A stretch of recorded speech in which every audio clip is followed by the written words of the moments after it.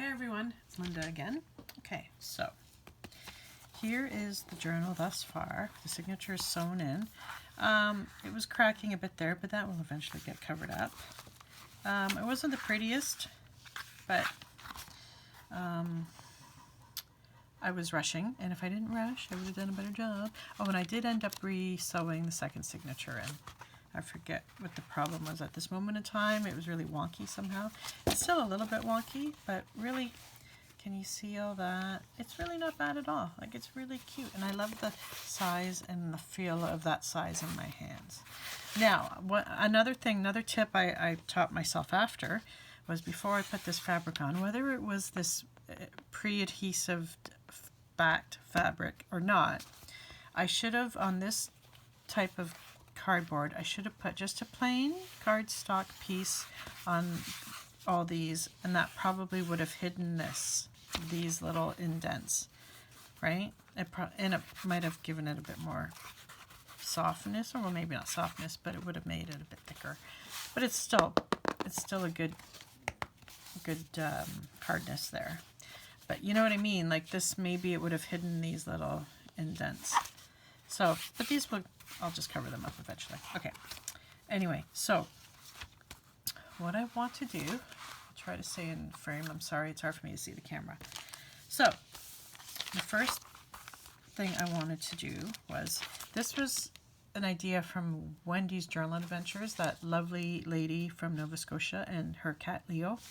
Okay, so what I want to do is I want to attach this so that it flips out from this page. And then maybe have like another pocket here with the tag that comes out, or like either a tuck spot or an actual pocket, and decorate this as well. And then, yeah, so I'll do that. But when I was making this, oh, let me show you the pocket. Okay, so here's the tag.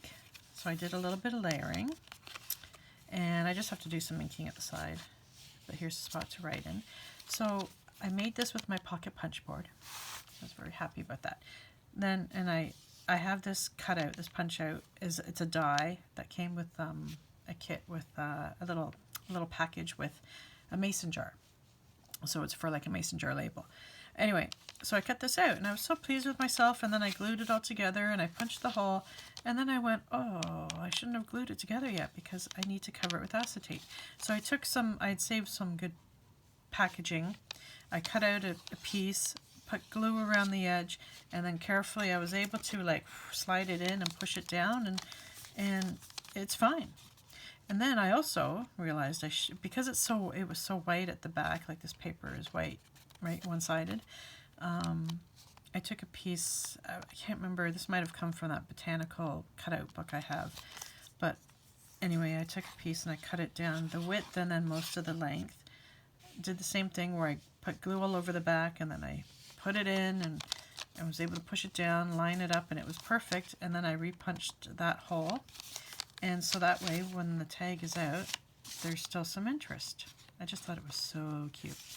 Okay, so that will go on the music note page. That will go right here. It'll flip. Now, I originally had made this was my first one I made. See how it's the same height? Well, I accidentally, when you're making it with the pocket punch board, if you're making it with the notch, you don't do a step at the other end, and I did. Like, you do something on the top, flip it over, and on the bottom, flip it over. Well, I didn't need to do it on both sides. So, anyway, bottom line is, now it's a little pocket, so this will get used. It's not like it's the end of the world, but I had to redo it to get it so it doesn't have a flap. Okay, but there's another pocket. And this is actually the cutout, right? So I could put it somewhere else.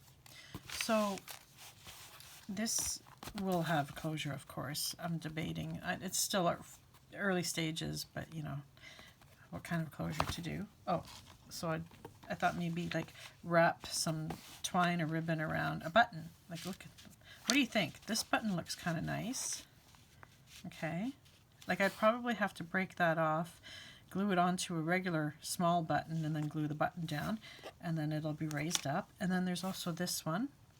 Same thing. I'd have to break that off, flatten it, maybe like, you know, sand it down, glue it onto a small button, and then glue the button down so that way there's room to go underneath.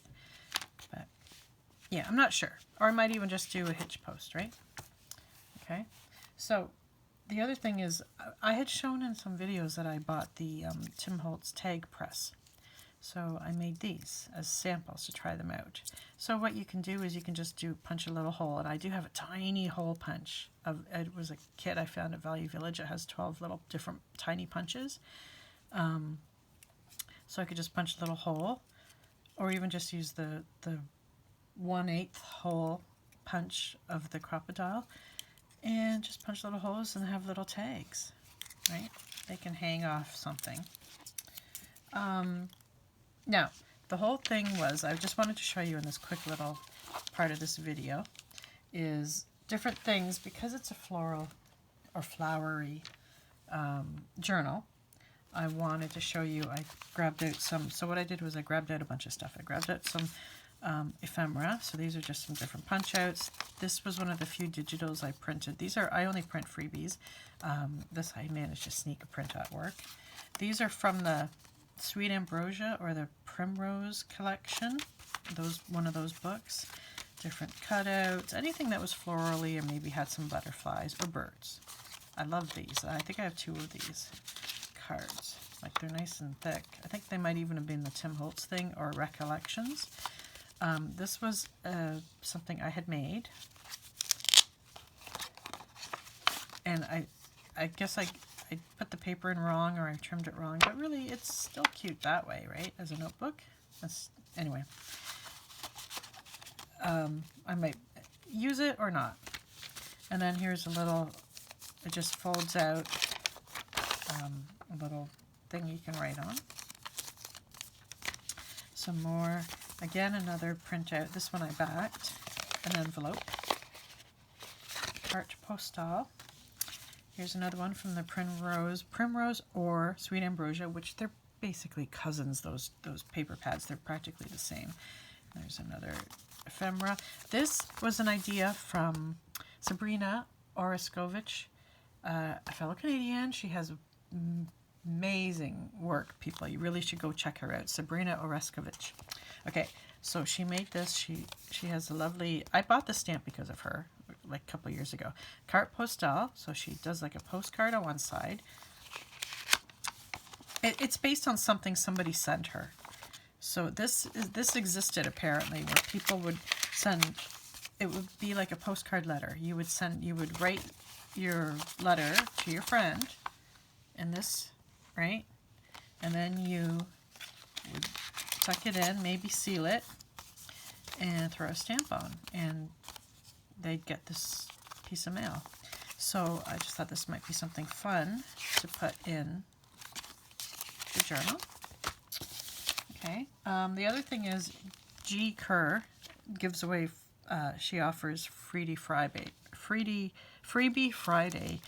digitals. So I printed this one because it had picket fences, and then it also came with some birds and butterflies, which I did my best to fussy cut. But I also had pre-backed it to thicken because I wanted it to be sturdy. But anyway, I thought I might do, like, I might put the fence along one of a page. So just, you know, put the picket fence and only glue at the edge and maybe at the bottom, and then it will be a tuck. Maybe, you know, like tuck like a bird behind the fence. Something like that. So I also have like a container of like flowers, but I don't want anything too thick because I don't want to fatten it up and have things get squished and damaged, right? So I have all these flowers, and yet I'm afraid to use most of them. And then I also have these. These are like ones that you can flatten. They're hair clips. Do you remember the Dollarama was selling these? You get 7 for like $2 or something. And they even have a little center gem. Okay. And then I have brads. And these will be fun for connecting whatever. My little collection of brads that I cut them down so they fit in here, the packaging. Okay, so there's that. I pulled out some stickers, I should say, from my, you know how you just keep buying stickers. This is why. Anyway, these are from this is from over 20 years ago when I first started planning and then stopped. Yeah, and then these I found at my girlfriend's cottage up at Minden, at a store in Minden. Oh, these just because they had flowers. These ones are kind of recent from Dollar Tree. You know, like stickers. Okay, so we'll see if any of these, yeah, you know, scream for me to put them in. This I made based on something. I think it was Pam from the Paper Outpost. I just thought I'd try. I think she did it with hearts, or whoever did it. I apologize if I'm crediting the wrong person. Did it with hearts. I thought I'd do it with my circle punch. These are the 1 inches. Excuse me. My tickle, I'm not sick. Tickle allergies, whatever. Okay, so these are boxes of ephemera that I sorted out, and I dragged them out for this purpose. Flowers and fauna, 1 and 2. These are the gingham flowers. I call them sticky flowers. Stamps. I bought these from the flea market last year sometime. I'd love to go back and get some more, but I also want to get those coin protectors because those are also fun to use as flips and stuff in journals. This is random. So these are just like letters or music notes. They're just things that don't quite fit a particular theme. Sorry, my throat's just hurting for a second. Yeah, so these are some cutouts. Just papers maybe that I received or came from something. I don't remember anymore. So yeah, I just called it random 1 and random 2. So I figure between all of this, I should be able to decorate this little guy. So I will do a video when I don't have the itch in my throat to cough. I will do a video as I'm doing some of the decorating. And I'll see you guys in a bit. Okay? Talk to you later.